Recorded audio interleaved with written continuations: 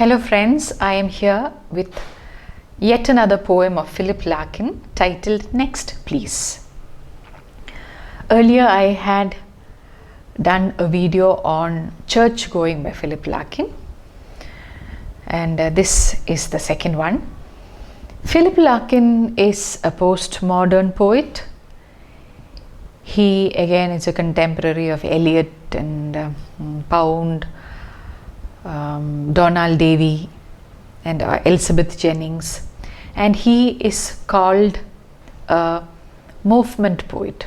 Now, movement poetry was a kind of a literary movement. It was not, none of these poets declared themselves to be movement poets, but there were a few poets who shared some common features.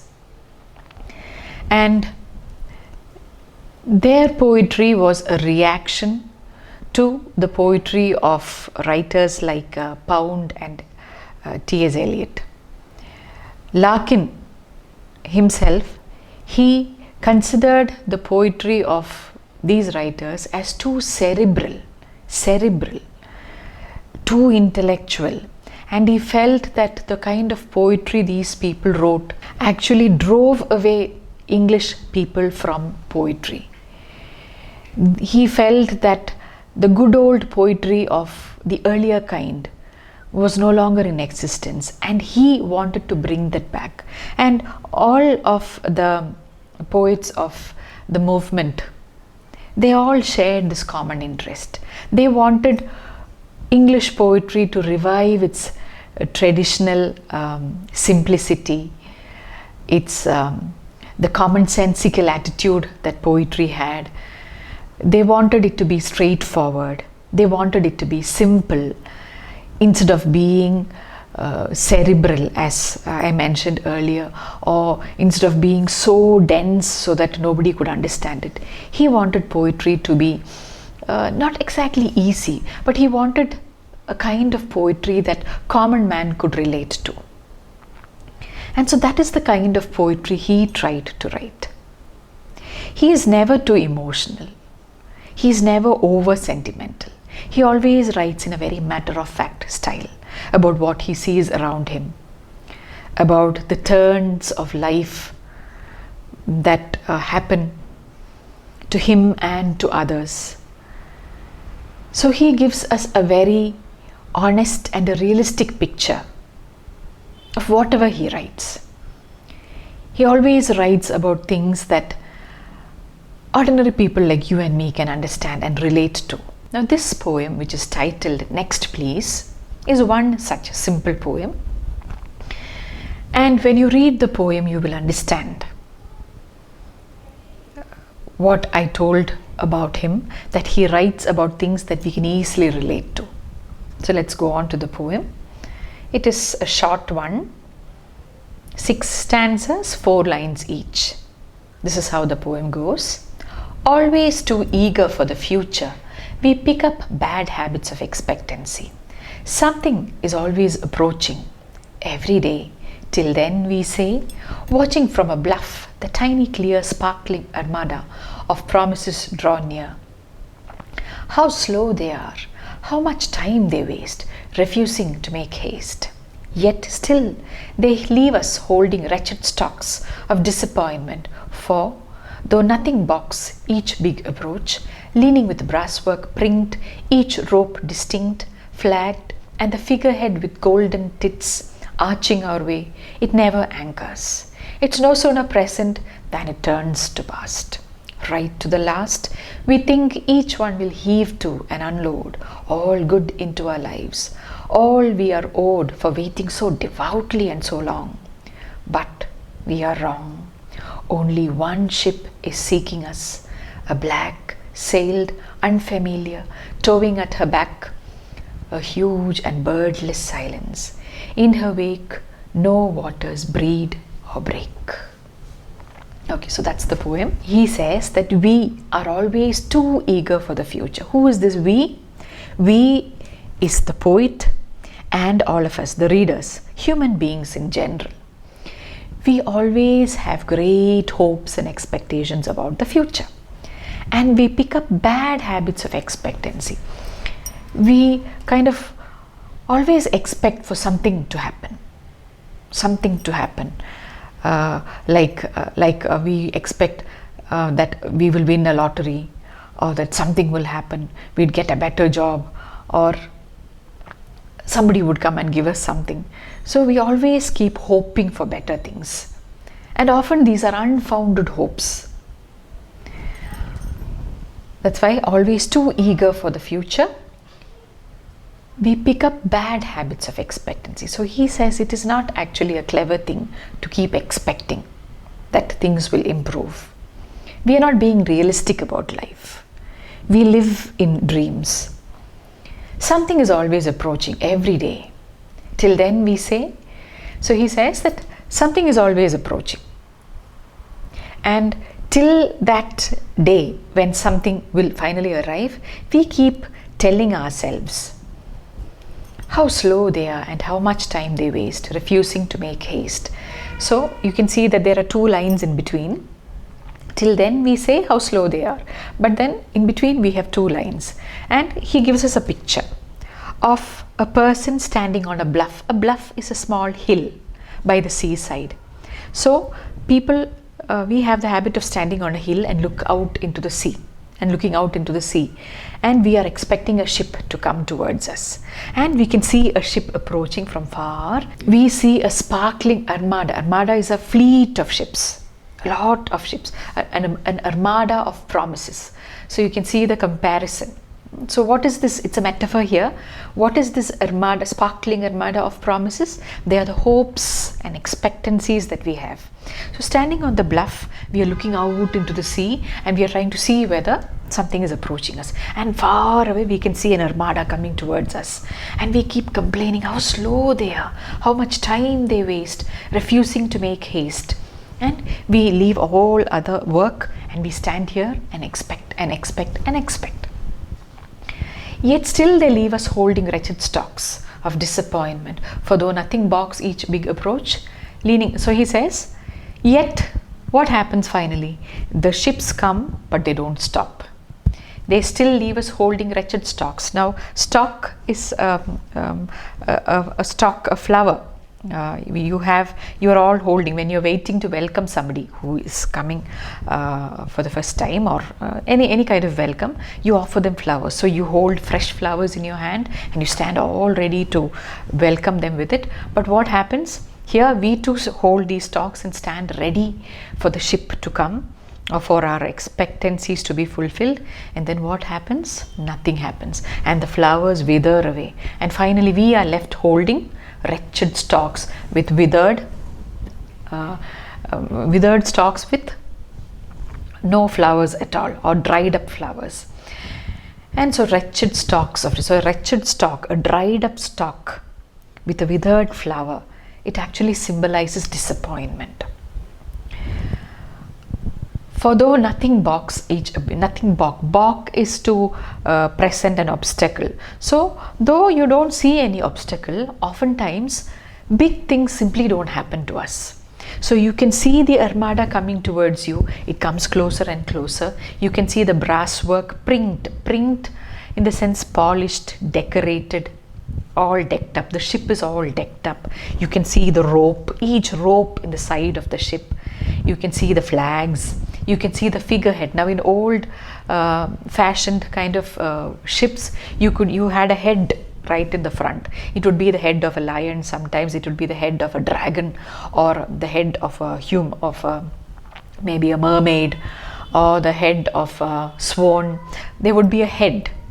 So that is what he means by figurehead. So as the ship approaches, you can see everything very clearly. You can see the brass work, the decorated polished brass work on the side of the ship. You can see the ropes, you can see the flags, you can even see the figurehead with golden breasts. You can see the statue or the figurehead right in front. It's a bust actually. A bust is a statue up to the chest. And so it is arching away. It's a very comic kind of a figure. So you feel, there my ship has come, and very soon it's going to anchor and somebody is going to unload the gifts for me. But then, unfortunately, it never anchors. It is no sooner present than it turns to past. The ship comes close to you, but then it doesn't stop and it just goes off. Right to the last, we think each one will heave to and unload all good into our lives, all we are owed for waiting so devoutly and so long. But we are wrong. So each time a ship approaches, we think, here comes my ship. Okay, and so it's going to come here, it's going to heave to, means it's going to anchor, and it's going to unload all its treasures for me. But then nothing. And we also believe that we deserve these gifts because we have been waiting for so long, for so many years, so devoutedly, single-mindedly we have been waiting, we have been expecting. So we feel so disappointed when the ship doesn't anchor or when it just sails off to another direction. So I think at some point of life, all of us have experienced this. We expect something to happen, but in the last moment, it doesn't. It might be anything. It might be a good job that you're looking for. It might be, as we said, it might be a lottery that you had bought hoping that you will get the prize. It might be a marriage proposal that you thought would work out but didn't. It might be maybe a house that you wanted to buy but the sale didn't work out. Something. And then he says in the last stanza, but there is one ship that will come to you. There is only one ship that comes seeking us, though we don't seek it. This is not the ship that we have been waiting for. And what is that ship? It's a black-sailed, unfamiliar ship, towing at her back a huge and birdless silence. Now what does this ship symbolize? It symbolizes death. So this is the ship that we never think of. We don't even in our wildest dreams expect this ship to come for us. But oftentimes this black ship or death is the only ship that ever comes our way and anchors there and takes us along, though we don't want to often.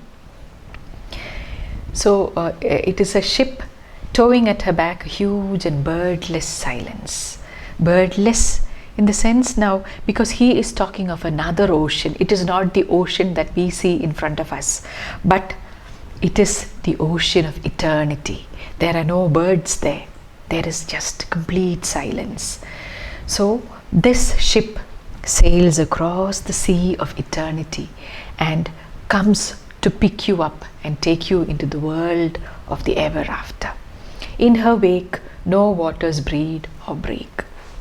When this ship comes, the water, like usually when a ship travels, you know that behind the ship, it leaves a trail of turbulent water with a lot of foam and surf and all that.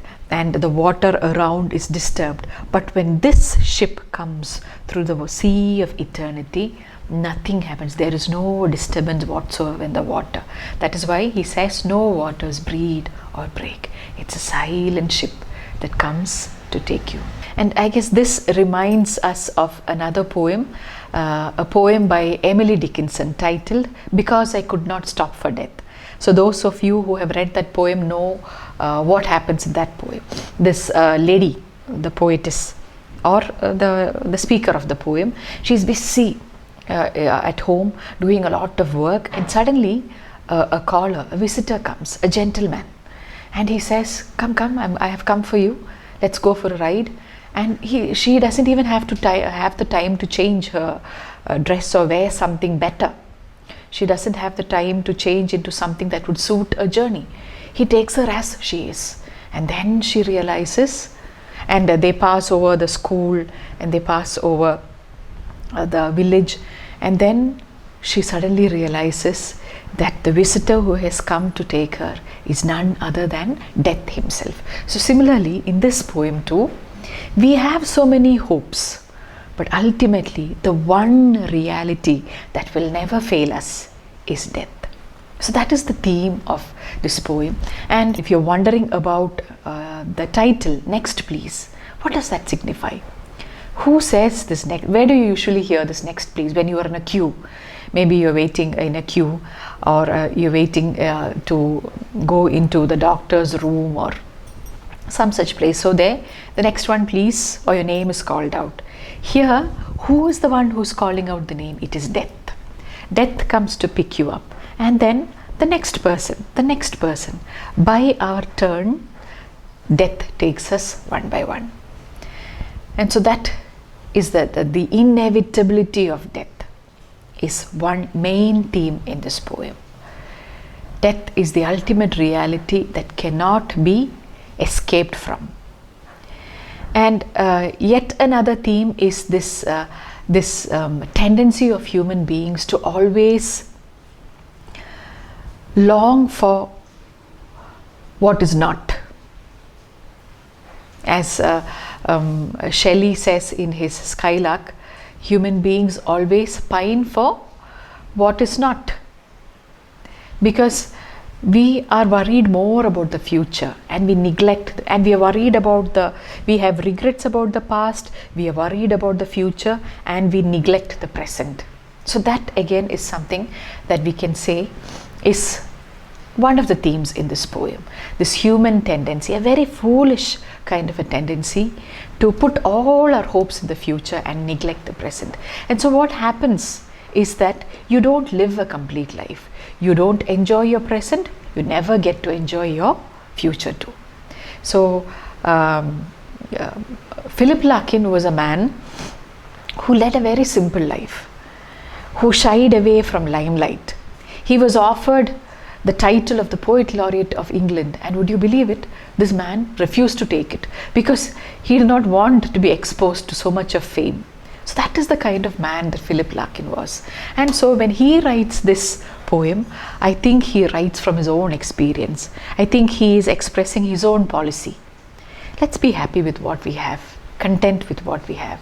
Let's not pin all our hopes on an unknown future. Why waste time?